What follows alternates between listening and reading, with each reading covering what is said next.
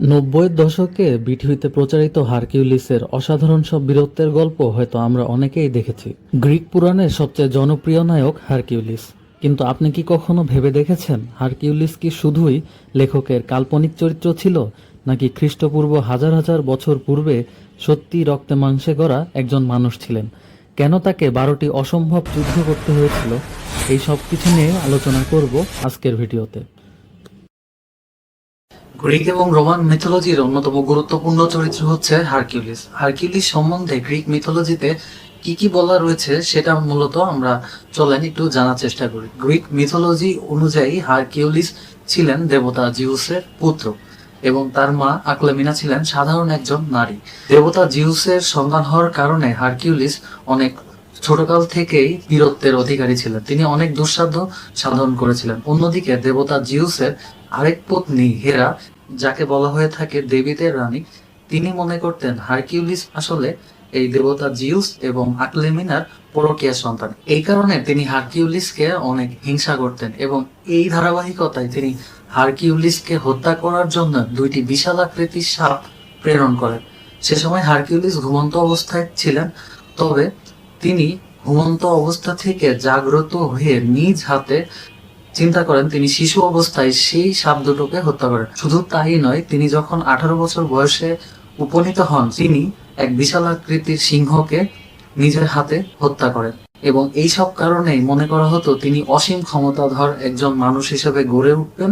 এবং এই ধারাবাহিকতায় থিবিসের একজন অন্ধ ভবিষ্যৎ বক্তা তার মা আকলেমিনাকে জানান হারকিউলিস ভবিষ্যতে একজন অসীম ক্ষমতা পরায়ণ লোক হিসেবে গড়ে উঠবে।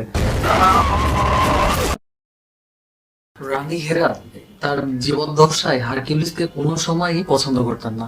এই ধারাবাহিকতায় তিনি হারকিউলিসকে অভিশাপ দেন এবং হারকিউলিস এক সময় উন্মাদ হয়ে যান এবং তিনি উন্মাদ অবস্থায় তার নিজের সন্তান এবং তার স্ত্রীকে হত্যা করেন। তবে এই হত্যার কারণে তিনি পরবর্তীতে পাপ মোচনের জন্য চেষ্টা করেন এবং তিনি মনে মনে অনেক বেশি অনুতপ্ত হন। এই ধারাবাহিকতায় তিনি যে 12টি অসাধ্য এবং দুঃসাধ্য কাজ করেছিলেন সেটি মূলত হারকিউলিসের 12 লেবার্স অফ হারকিউলিস নামে পরিচিত, বা 12টি শ্রম অভিযান নামে আমরা জানি। এবং এই 12টি শ্রম অভিযান তিনি যেই শহরটিতে পরিচালনা করেন সেটিকে বলা হয়ে থাকে তিরিন্স। এবং এখন থেকে মূলত আমরা গ্রিক উপকথা থেকে বা লোককথা থেকে বর্তমানে বা আমাদের যে রিয়ালিটি সেই বাস্তবের জগতে প্রবেশ করব।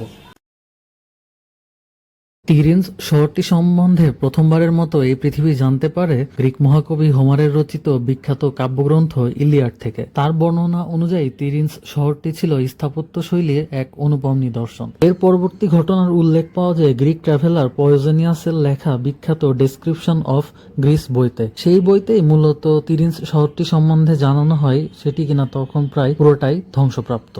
এরপর কেটে যায় হাজার বছর। মানুষ এই শহর এবং গ্রিক পুরাণ মতে এখানে জন্ম নেওয়া হারকিউলিসকে মনে করত মিথোলজির অংশ হিসেবেই। কিন্তু 1831 সালে জার্মান পণ্ডিত ফ্রেডরিক থিয়ার্স ও গ্রিক প্রত্নতাত্ত্বিক আলেকজান্ড্রাস বিজোস আনুষ্ঠানিকভাবে এখানে খনন কাজ শুরু করেন।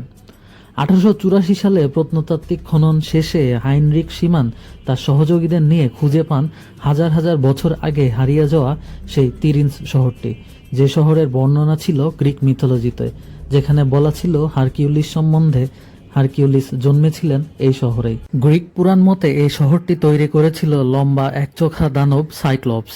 কিন্তু শহরটি পৃথিবীবাসীর কাছে পুনরায় আবিষ্কারের পর মানুষ বুঝতে পারে গল্পের কোনো দৈত্য দানব নয়, বরং তৎকালীন কোনো মাইসিনীয় রাজাই তৈরি করেছিলেন এই সুউচ্চ এবং শক্তিশালী সাম্রাজ্য। আর এই ধারণায় শক্তিশালী করে তোলে হারকিউলিস হয়তো সত্যিকার অর্থেই কোনো মাইসিনীয় রাজা ছিলেন। ঐতিহাসিক হেরোডোটাসের মতে ব্রোঞ্জ যুগের একদম শেষভাগে খ্রিস্টপূর্ব 1300 অব্দে হারকিউলিস নামের একজন রাজা থাকতে পারেন, যার বীরত্বগাথা লোকমুখে প্রচারিত হতে হতে তাকে করে তুলেছে গ্রিক পুরাণের অর্ধদেবতা।